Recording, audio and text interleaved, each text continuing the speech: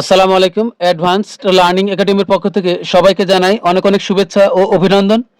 সুপ্রিয় ষষ্ঠ শ্রেণীর শিক্ষার্থীরা, আজ সমাধান করব তোমাদের গণিত বইয়ের অনুশীলনী ৫ অর্থাৎ সরল সমীকরণ এই অধ্যায়ের সৃজনশীল প্রশ্ন।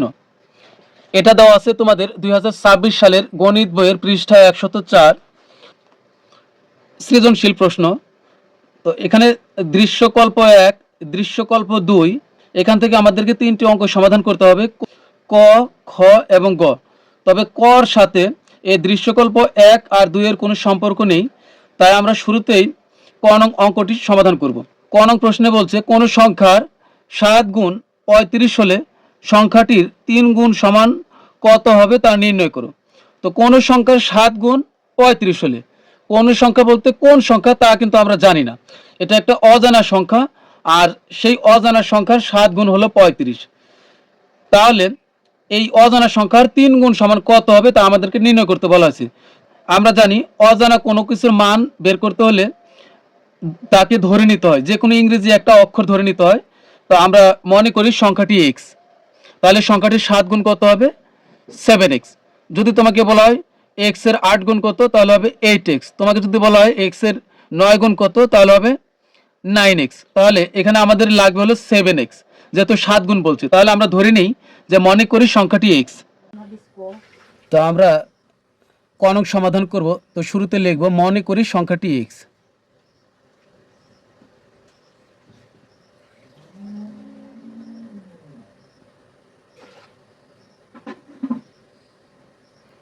মনে করি সংখ্যাটি হলো এক্স।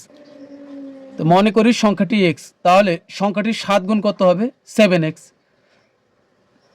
অথবা আমরা এটা লিখলে হবে সুতরাং এক্স এর ৭ গুণ, সুতরাং এক্স এর ৭ গুণ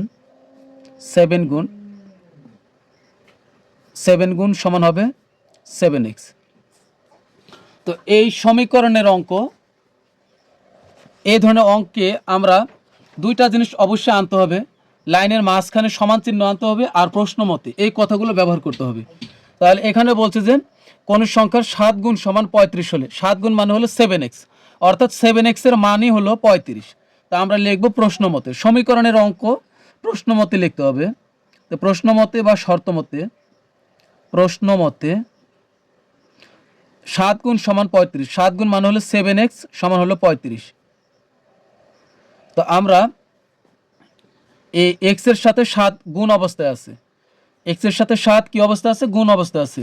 কোনো ইংরেজি অক্ষর যখন কোনো সংখ্যার সাথে এভাবে পাশাপাশি অবস্থান করবে, তখন ধরে নিব যে এদের মাঝের সম্পর্ক হলো গুণ, অর্থাৎ ৭ এক্সের সাথে অথবা এক্স সাথে সাথে গুণ অবস্থায় আছে। তো আমরা গুণের যদি কোনো কিছু সমানের ওই পাশে নিয়ে যাই তাহলে ভাগ হয়ে যাবে। আবার যোগের কোনো কিছু যদি আমরা সমানের ওই পাশে নিয়ে যাই তাহলে তার আগে বিয়োগ হয়ে যাবে। বিয়োগের কোনো কিছু যদি আমরা সমানের ওই পাশে নিয়ে যাই তাহলে যোগ হয়ে যাবে। একইভাবে বিয়োগের কোনো কিছু সমানের এই পাশে আনলে যোগ হবে, যোগের কোনো সংখ্যা বা অক্ষর এই পাশে নিয়ে আসলে তার আগে বিয়োগ হবে। তাহলে এখন এখানে দেখো ৭ এক্সের সাথে গুণ অবস্থায় আছে, তাহলে আমরা এক্সকে যদি আমরা ওই পাশে পাঠাই, এখানে যদি আমরা এক্স রেখে ৭কে ওই পারে পাঠাই দিই তাহলে ভাগ হয়ে যাবে। ভাগ মানে হলো নিচে চলে যাওয়া। তো ৩৫ আর এ ভাগ, ভাগ মানে হলো টান, ৭ নিচে চলে গেল, এটাই ভাগ হয়ে গেল। নিচে যাওয়া মানে ভাগ হওয়া। তো আমরা এই ৭ দ্বারা ৩৫কে ভাগ করলে কত হবে? ৫ হবে। তো লিখবো যে সুতরাং এক্স সমান হলো ৫। ৭ দ্বারা ৩৫কে ভাগ করলে হবে ৫। যে মনে করি সংখ্যাটি এক্স, অর্থাৎ এক্স সমান হলো ৫ আর সংখ্যাটি এক্স মানে হলো ৫। তো এখন লিখবো যে সুতরাং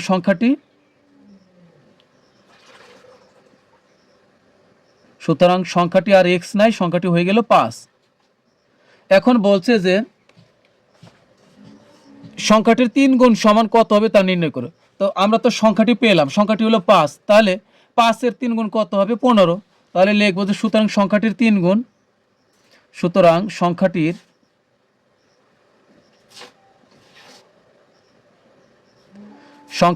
৩ গুণ, এখানে ৩ গুণ দেওয়া আছে তাই আমরা ৩ গুণই লিখলাম।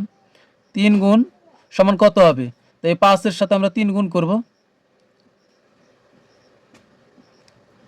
সমান কত হবে? ৩ × ৫ = ১৫। তোমরা চাইলে ১৫ এখানেও নিচেও লিখতে পারবে। তো এটা হলো সংখ্যাটির ৩ গুণ, তাহলে এটা কিন্তু হলো আমাদের এই ক নং প্রশ্নের উত্তর। আচ্ছা, এটাই হলো আমাদের। এরপর আমরা সমাধান করব হলো খ নং প্রশ্ন। খ নং প্রশ্নে দেখো দেওয়া আছে দৃশ্যকল্প 1 অনুসারে বৃহত্তম স্বাভাবিক সংখ্যাটি নির্ণয় করো। অর্থাৎ খ নং প্রশ্নের সাথে সম্পর্ক হলো দৃশ্যকল্প 1-এর। দৃশ্যকল্প 1-এ দেওয়া আছে কি 3টি ক্রমিক স্বাভাবিক সংখ্যার যোগফল 33। তো এই দৃশ্যকল্প 1 অনুসারে আমাদেরকে এই বৃহত্তম স্বাভাবিক সংখ্যাটি নির্ণয় করতে বলা হয়েছে। তো দৃশ্যকল্প 1 দেখো কি দেওয়া আছে। তো দৃশ্যকল্প 1 হলো 3টি ক্রমিক স্বাভাবিক সংখ্যার যোগফল 33। 3টি ক্রমিক স্বাভাবিক সংখ্যা, ক্রমিক স্বাভাবিক সংখ্যা মানে হলো ধারাবাহিক, ক্রমিক মানে হলো ধারাবাহিক স্বাভাবিক সংখ্যা। তো 1 2 3 4 5 এগুলো কি সবই স্বাভাবিক সংখ্যা, অসংখ্য স্বাভাবিক সংখ্যা আছে। এখান থেকে বলছে যে 3টি ক্রমিক স্বাভাবিক মানে ধারাবাহিক, সেটা 1 2 3ও হতে পারে, আবার 7 8 9ও হতে পারে, আবার 16 17 18 হতে পারে। যে কোনো 3টি ক্রমিক স্বাভাবিক সংখ্যা হতে পারে, তবে সেটা কোনটি এটা আমাদের বের করতে হবে। আর 3টি ক্রমিক স্বাভাবিক সংখ্যার যোগফল হলো 33। তো এখানে কিন্তু 3টি ক্রমিক স্বাভাবিক সংখ্যা কোনগুলো তা কিন্তু আমরা জানি না। তো গণিতের নিয়মে অজানা কোনো কিছু বের করতে হলে, অজানা কোনো কিছুর মান বের করতে হলে আমাদেরকে ইংরেজি অক্ষরকে চলক হিসেবে ধরে নিতে হবে। যেমন আমরা মনে করতে পারি যে প্রথম ক্রমিক সংখ্যাটি x, দ্বিতীয় ক্রমিক সংখ্যাটি x+1, তৃতীয় ক্রমিক সংখ্যাটি হলো x+2। যেহেতু এখানে 3টি ক্রমিক স্বাভাবিক সংখ্যার কথা বলা হয়েছে, তো আমরা লিখব। তো আমরা ধরে নিব যে মনে করি প্রথম ক্রমিক স্বাভাবিক সংখ্যাটি x, দ্বিতীয় ক্রমিক স্বাভাবিক সংখ্যাটি x+1। তো এখন তৃতীয়টি লিখব। তো শেষেরটি লেখার আগে আমরা এবং দিলে সবচেয়ে ভালো হবে। তো এবং তৃতীয় ক্রমিক স্বাভাবিক সংখ্যাটি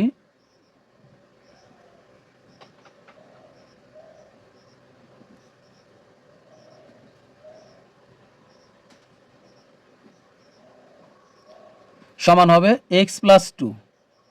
যদি এরপরে চতুর্থ ক্রমিক স্বাভাবিক সংখ্যা বলতো তখন কিন্তু আমরা লিখতাম x+3। তো এখন যেহেতু আমাদের 3টির কথা বলা হয়েছে, তাহলে এটা হলো প্রথম, দ্বিতীয় আর তৃতীয়। এখন প্রশ্নে বলছে যে 3টি ক্রমিক স্বাভাবিক সংখ্যার যোগফল হলো 33। তাহলে এটার এটা যোগ এটা, এই 3টি যোগ করলে হবে 33। তা এখন আমরা লিখবো প্রশ্ন মতে। তো এখন লিখবো যে প্রশ্ন মতে, বা তুমি লিখতে পারবে শর্ত মতে। তো প্রশ্ন মতে তা প্রথম হবে x প্লাস, পরে হবে x+1, তো x+1, পরে প্লাস দিয়ে x+2। তো আমরা এই পর এটা x+1 আর x+2টা আমরা ব্র্যাকেটের ভিতর লিখলে ভালো হবে। এই 3টি কিন্তু যোগ করলাম, 3টি ক্রমিক স্বাভাবিক সংখ্যা যোগ করলাম, যোগ করলে কত হবে 33, এই যে 33। তো এখন আমরা এখানে বা দিয়ে করব এই সমীকরণের অঙ্ক। কোনো লাইনের মাঝখানে সমান চিহ্ন থাকলে ধরে নিতে হবে এটা সমীকরণের অঙ্ক। সমীকরণের অঙ্কের বেলাতে পরের লাইনগুলোতে আর এই শুরুতে সমান চিহ্ন দেওয়া যাবে না, বা দিয়ে করতে হবে। তো এখানে আমরা এক্সের এক্সই লিখলাম। এখন এই ব্র্যাকেটগুলো আমরা উঠাই দিই, তাহলে এখানে কি থাকতেছে x+1, এ প্লাসের প্লাস, এই ব্র্যাকেটটাও আমরা উঠাই দিই, তাহলে কি হবে x+2 সমান ওই পাশে কত আছে 33। তো এই সমীকরণের অঙ্কের বেলায় আমরা কি করব, এই এই ইংরেজি অক্ষর যেগুলো আছে আমরা যোগ করব আর সংখ্যাগুলো আলাদা যোগ করব। তো একটা x, দুইটা x, এই তিনটা x, 1 2 3, 3 জায়গাতে একটি করে x আছে, যোগ করলে হবে 3টি x হবে, অর্থাৎ 3x হবে। তো এখানে হবে 3x, আর এই 1 আর 2 যোগ করলে হবে 3, আর ওই পাশে আসলে 33। কি করলাম, একটা x, দুইটা আর একটা, 3টা x হলো, যোগ করলে 1 আর 2 যোগ করলাম 3 হলো, এই সমানের সমান ওই পাশে 33-এ 33। তো এরপরে বা। তো এই ধরনের সমীকরণের অঙ্কের বেলাতে আমরা ইংরেজি অক্ষরগুলো এক পাশে রাখবো, আর অন্য যে সংখ্যাগুলো আছে ওগুলো আমরা সমানের ডান দিকে পাঠিয়ে দিব। তাহলে এই পাশে থাকলো কি 3x সমান 33 ওই পাশে আছে, 33 লিখবো। এ পাশে কিন্তু 3 লেখি নাই, তো 3 আমরা ওই পাশে পাঠাই দিব। এই কোনো সংখ্যা যখন আমরা ওই পাশে পাঠাই দিব, ওই সংখ্যার আগে যদি যোগ থাকে তাহলে ওই পাশে গেলে বিয়োগ হয়ে যাবে, আর এই পাশে যদি বিয়োগ থাকে ওই পাশে গেলে যোগ হয়ে যাবে। তো 3 আগে যোগ চিহ্ন আছে, তাহলে আমরা সমানের ওই পাশে লিখলাম, হয়ে যাবে বিয়োগ। তো এখন বা 3x এর 3xই থাকলো, 33 থেকে 3 বিয়োগ করলে হবে 30। তো বা তো আমরা একবারে লিখতে পারবো যে সুতরাং x সমান এ 3 দ্বারা 30কে ভাগ করো, 3 10 হবে 30। অথবা তুমি এভাবেও এটা করতে পারবে যে মনে কোনো সন্দেহ রাখবে না, এখানে 3x আছে আর ওই পাশে আছে কত 30। তুমি যদি চাও এভাবে করতে পারবে যে বা x তুমি এ পাশে রেখে দিলা আর ওই পাশে আছে কত 30, 3 এ পার x এর সাথে গুণ আকারে আছে, ওই পাশে গেলে ভাগ হয়ে যাবে, তাহলে 3 ওই পার নিচে চলে যাবে। তাহলে 3 দ্বারা পরে 30কে ভাগ করলে হবে 3 10 30, এটা করলে হবে। আবার তুমি যদি চাও যে 3x এখানে আছে এই সমান ওই পাশে কত আছে 30, তুমি যদি চাও যে এখানে তুমি লিখবা যে x সমান হলো 3 দ্বারা 30কে ভাগ করলে 10, এটাও কিন্তু হবে, কোনো সমস্যা নেই। এগুলা নিয়ে মনে কোনো চিন্তা ভাবনা কিছুই করবে না, এগুলো কিছুই না। তো x সমান হলো 10, তাহলে আমরা কি পেলাম, x এর মান পেলাম। আমাদেরকে বলছে যে বৃহত্তম স্বাভাবিক সংখ্যাটি নির্ণয় করো। দৃশ্যকল্প 1 অনুসারে বৃহত্তম স্বাভাবিক সংখ্যাটি নির্ণয় করো। বৃহত্তম মানে হলো বড়। এই যে এখানে কিন্তু আমরা 3টি ক্রমিক স্বাভাবিক সংখ্যা পেলাম। এই যে এটা হলো প্রথমটি, এটা হলো সবচেয়ে ছোট, আর x+1 হলো তার চাইতে একটু বড়, আর x+2 হলো সবচাইতে বড়। তার মানে এটাই হলো বৃহত্তম। বৃহত্তম কোনটি, x+2। তাহলে আমরা লিখব সুতরাং বৃহত্তম স্বাভাবিক সংখ্যাটি, তো লিখব যে সুতরাং বৃহত্তম স্বাভাবিক সংখ্যাটি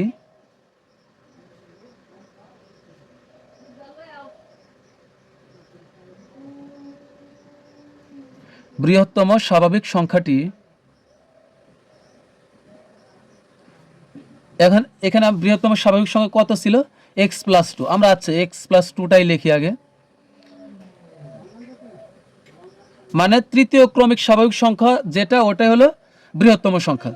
তাহলে এখানে এই যে x এর মান কত পেলাম, x এর মান হলো 10, এই যে x এর মান 10 বসালাম, যোগের যোগ আর এ 2 এর 2, 10 আর 2 যোগ করলে হবে 12। তাহলে বৃহত্তম সংখ্যাটি হলো 12, তা এটাই আমাদের অ্যান্সার। এবার গ নং অঙ্কটি সমাধান করব। গ নং প্রশ্নে দেওয়া আছে দৃশ্যকল্প 2 অনুসারে একটি আপেলের দাম নির্ণয় করো। তো দৃশ্যকল্প 2 চলে যাব, দৃশ্যকল্প 2-এ দেখো দেওয়া আছে রনি বাজারে গিয়ে 5টি আপেল ও 1 ডজন কলা মোট 216 টাকায় ক্রয় করে, যেখানে একটি আপেলের দাম 3টি কলার দামের সমান। অর্থাৎ এখানে গ নং প্রশ্নের সম্পর্ক হলো দৃশ্যকল্প 2-এর সাথে। তো দৃশ্যকল্প 2-এ দেখো 2 ধরনের ফলের নাম আছে, একটি হলো আপেল আর একটি হলো কলা। তো এখানে অঙ্কটি সমাধান করার জন্য তো আমরা শুরুতেই ধরে নিব যে মনে করি একটি আপেলের দাম x টাকা এবং একটি কলার দাম হলো y টাকা। তো আমরা প্রথমে ধরে নিই। তো গ নং মনে করি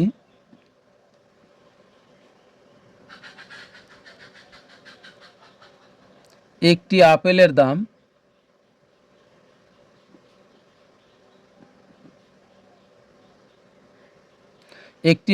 দাম সমান x টাকা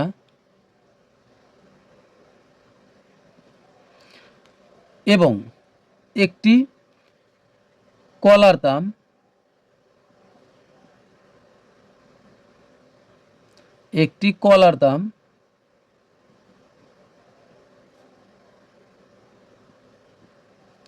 সমান হলো y টাকা।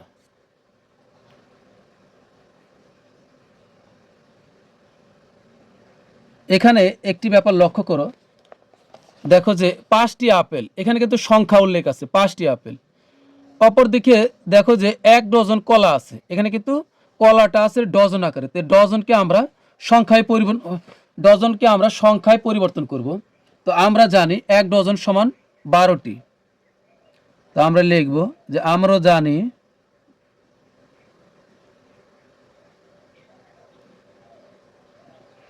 এক ডজন সমান হলো 12টি। তো এখন আমরা প্রশ্ন মতে লিখব বা শর্ত মত। যেহেতু এই অধ্যায়টি হলো সমীকরণের অধ্যায়, তাহলে এখানে আমাদেরকে সমীকরণ গঠন করতে হবে। তো প্রশ্ন মতে বা শর্ত মতে যে কোনো একটি লিখলেই হবে। এবার আমরা প্রশ্নটি খুব ভালোভাবে পড়ব। দৃশ্যকল্প, রনি বাজারে গিয়ে 5টি আপেল, 5টি আপেলের দাম কত হবে? একটি আপেলের দাম x টাকা, তাহলে 5টি আপেলের দাম কত হবে? 5x টাকা। যদি হতো 6টি আপেলের দাম তাহলে হতো 6x টাকা। যেহেতু এখানে 5টি আপেলের দাম বলছে, তাহলে হবে একটি আপেলের দাম হলো x টাকা, তাহলে 5টি আপেলের দাম হবে 5x টাকা। আর এখানে দেখো আছে 1 ডজন কলা, তো একটি কলার দাম আমরা কত ধরেছি? একটি কলার দাম হলো y টাকা, তাহলে 1 ডজন মানে হলো 12টি, তাহলে 1 ডজন কলার দাম কত হবে? 1 ডজন কলার দাম হবে 12y, 12y, অর্থাৎ y এর সাথে 12 গুণ করলে হবে 12y। তা এখন আমরা লিখবো যে প্রশ্ন মতে এখানে আমাদেরকে বলেই দিয়েছে 5টি আপেল, রনি বাজারে গিয়ে 5টি আপেল ও 1 ডজন কলা, 1 ডজন মানে 12টি কলা মোট 216 টাকায় ক্রয় করে। তাহলে 5টি আপেল, তো 5টি আপেলের দাম হলো 5x টাকা যোগ 12টি কলার দাম হলো 12y টাকা। তো এখানে টাকা লেখার প্রয়োজন নাই, এই দুইটার দাম একসাথে হলো কত? 216 টাকা, অর্থাৎ আপেল আর কলার একত্রে দাম হলো 216 টাকা। তো এটা হলো আমাদের 1 নং সমীকরণ। সমীকরণ কি আসলে? যখন একটা লাইনের মাঝখানে সমান চিহ্ন থাকবে, এ পাশেও পদ থাকবে, এ পাশেও পদ থাকবে, তখন একে সমীকরণ বলা হয়। এখানে 5x একটা পদ, 12y একটা পদ, আবার 216 কিন্তু সমান ওই পাশে পদ, এটা হলো সমীকরণ। তো এখন এখানে দেখো আমাদের এই সম্পূর্ণ লাইনের অর্ধেক কাজ হয়েছে। এরপরে বলছে যেখানে একটি আপেলের দাম 3টি কলার দামের সমান। একটি আপেলের দাম, অবশ্যই আপেলের দাম তো বেশি হবে, 3টি কলার দামের সমান, অর্থাৎ কার দাম কম? এখানে কলার দামটা কম। তাহলে 3টি কলা মানে কি হবে? 3y, কারণ একটি কলার দাম y টাকা, তাহলে 3টি কলার দাম কত হবে? 3y টাকা। আর একটি আপেলের দাম x টাকা, তাই একটি আপেলের দাম x টাকা সমান হবে 3টি কলার দাম মানে হলো 3y টাকা হবে। তাহলে আমাদের আরেকটি শর্ত মতো হবে। তো এখানে আমরা শর্ত মতো একবার, প্রশ্ন মতো একবার লিখব, আর পরেরটা আমরা এবং দিয়ে লিখলে হবে। এখানে বলছে একটি আপেলের দাম 3টি কলার দামের সমান। তো এখানে একটি আপেলের দাম হলো x টাকা, আমরা তো ধরেই নিয়েছিলাম একটি আপেলের দাম x টাকা, তাহলে 3টি কলার দামের সমান। এই যে সমান একটি আপেলের দাম সমান, এই যে সমান 3টি কলার দাম, এই যে 3y মানে হলো 3টি কলার দাম। তো এটা হলো আমাদের 2 নং সমীকরণ। এটা হবে 1 নং সমীকরণ, আমি দুঃখিত, এটা হবে 1 নং সমীকরণ। তো এবার আমরা লিখব যে 1 নং সমীকরণে x সমান 3y বসিয়ে পাই, x সমান 3y বসিয়ে পাই।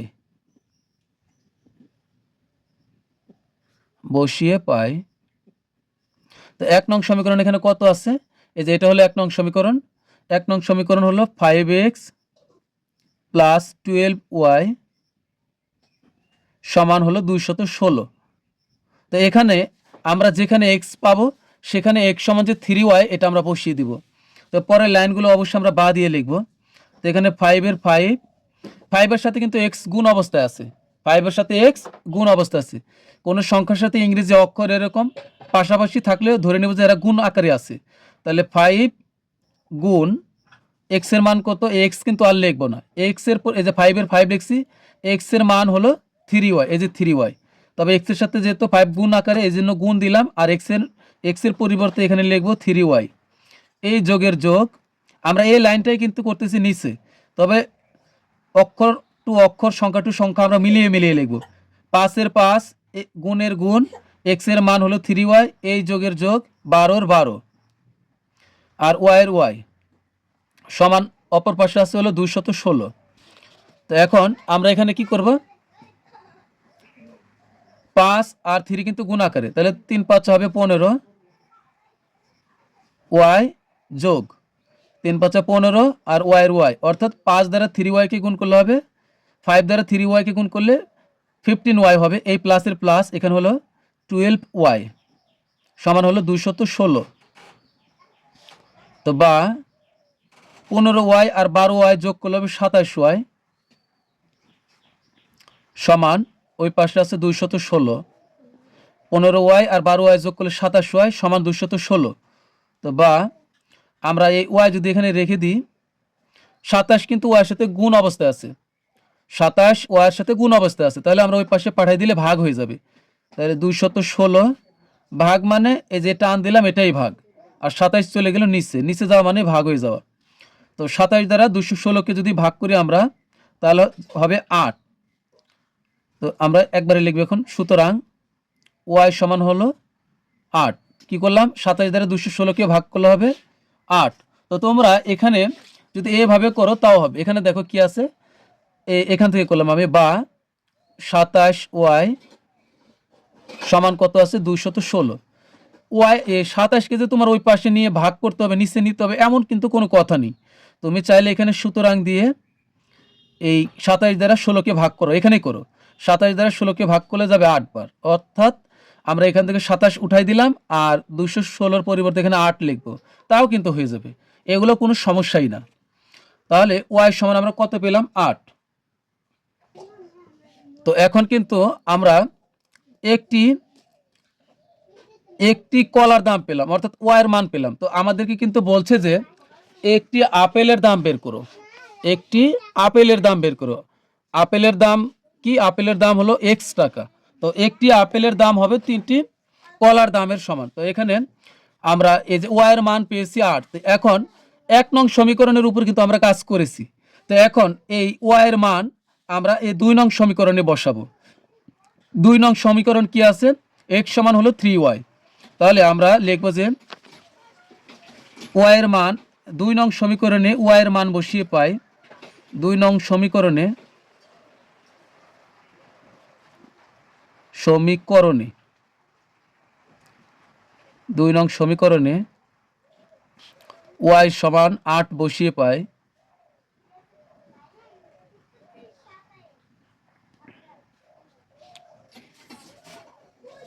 তো 2 নং সমীকরণ কত আছে, এই যে 2 নং সমীকরণ আছে হলো x সমান 3y।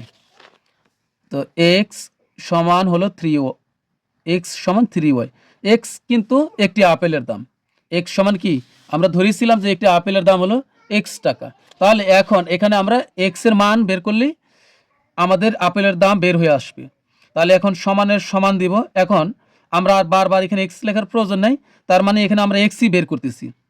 তাহলে এখানে হচ্ছে 3-এর সাথে কিন্তু ওয়াই গুণ আকারে আছে, তাহলে আমরা গুণ দিয়ে ওয়াই সমান কত পেয়েছিলাম 8, ওয়াই সমান কত পেয়েছিলাম 8। তো ওয়াইয়ের পরিবর্তে এখানে 8 লিখবো। তো এখানে কি করলাম, 3 গুণ দিলাম, যেহেতু 3-এর সাথে ওয়াই গুণ আকারে, তো গুণ ওয়াইয়ের মান কত 8, এই যে ওয়াই সমান হলো 8। এক না 3 আর 8 গুণ করলে 3 আসতে হবে 24। তার মানে হলো একটি আপেলের দাম হলো 24 টাকা, যে কারণ একটি আপেলের দাম হবে 3টি কলার দামের সমান। তো 3টি কলার দাম কত হবে 24 টাকা, আর 3টি কলার দাম সমানই হবে x, অর্থাৎ একটি আপেলের দাম। সুতরাং আপেলের দাম, তো আমরা লিখব, সুতরাং একটি আপেলের দাম 24 টাকা।